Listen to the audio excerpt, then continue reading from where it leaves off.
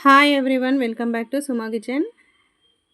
ఈరోజు నేను ఫ్లఫీ అయినా టేస్టీ అయినా బ్రెడ్ ఆమ్లెట్ రెసిపీ ఎలా చేయగలనో మీకు ఇప్పుడు చూపించబోతున్నాను. ముందుగా ఒక బౌల్ తీసుకోవాలి. ఆ బౌల్లో కొంచెం వాటర్ వేసుకోవాలి.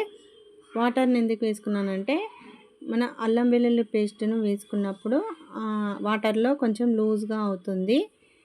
లూజ్గా ఎందుకు కావాలి అని అంటే అల్లం పేస్ట్ అనేది మనకి ఆమ్లెట్లో ముద్దలుగా రాకుండా ఇలా వాటర్ వేసుకొని చేస్తే కొంచెం లూజ్గా అవుతుంది, బాగా మిక్స్ అయిపోతుంది. ఇందులో ఒక టేబుల్ స్పూన్ శనగపిండి కూడా యాడ్ చేసుకోవాలి. శనగపిండి ఎందుకు వేసుకున్నానంటే ఆమ్లెట్ అనేది కొంచెం వెడల్పుగా వస్తుంది, అలాగే స్మూత్గా కూడా వస్తుంది. అలాగే ఒక టేబుల్ స్పూన్ కారపొడి వేసుకోవాలి, ఒక టేబుల్ స్పూన్ సాల్ట్ వేసుకోవాలి, అలాగే పావు టేబుల్ స్పూన్ పసుపు యాడ్ చేసుకోవాలి. ఇప్పుడు ఈ మిశ్రమాన్ని కొంచెం కలుపుకోవాలి.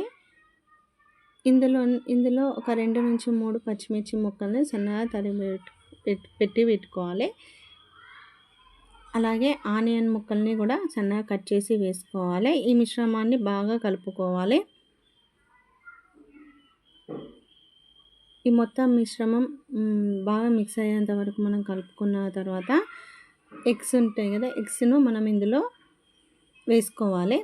నేనైతే బ్రెడ్ ఆమ్లెట్కి ఒక 3 ఎగ్స్ని అయితే తీసుకున్నాను. మీ ఇష్టం అది, మీకు ఎన్ని బ్రెడ్ ఆమ్లెట్లు కావాలంటే దాన్ని బట్టి మీరు కూడా వేసుకోవచ్చు. నేనైతే 3 యాడ్ చేసుకున్నాను. ఇప్పుడు వీటిని అన్నిటినీ బాగా కలుపుకోవాలి. చూడండి, మిశ్రమాన్ని ఎంత బాగా బ్లెండ్ చేస్తే ఫ్లఫీ అయిన ఆమ్లెట్ మనకి వస్తుంది.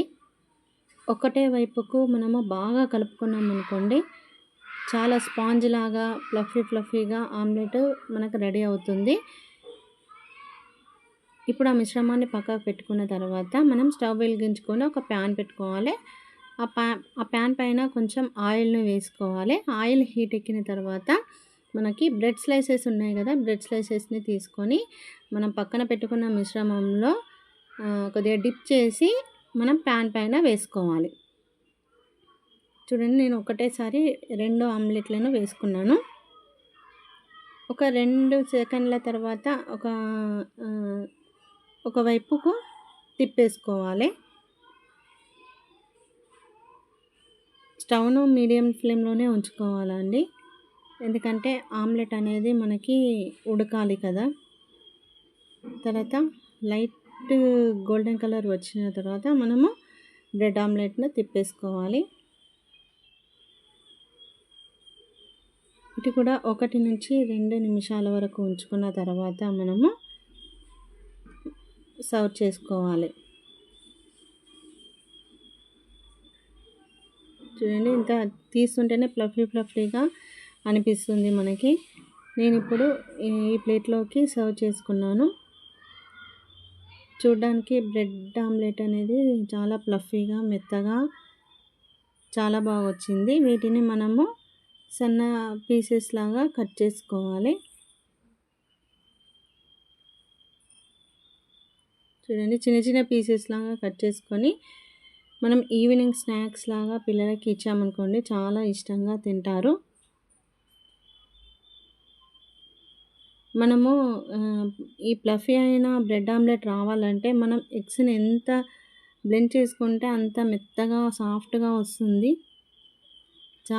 చాలాసేపు గిలక్ కొట్టాలి, అలా అయితేనే ఫ్లఫీ అయిన ఆమ్లెట్ వస్తుంది. చూడండి, వీటిని ఒకదాని వెంబడి ఒకటి పెట్టితే మనకి ఫ్లఫీగా అనిపిస్తుంది. అంటే పిల్లలు చాలా ఇష్టంగా వీటిని ఈవినింగ్ స్నాక్స్ లాగా తింటారు. Thanks for watching.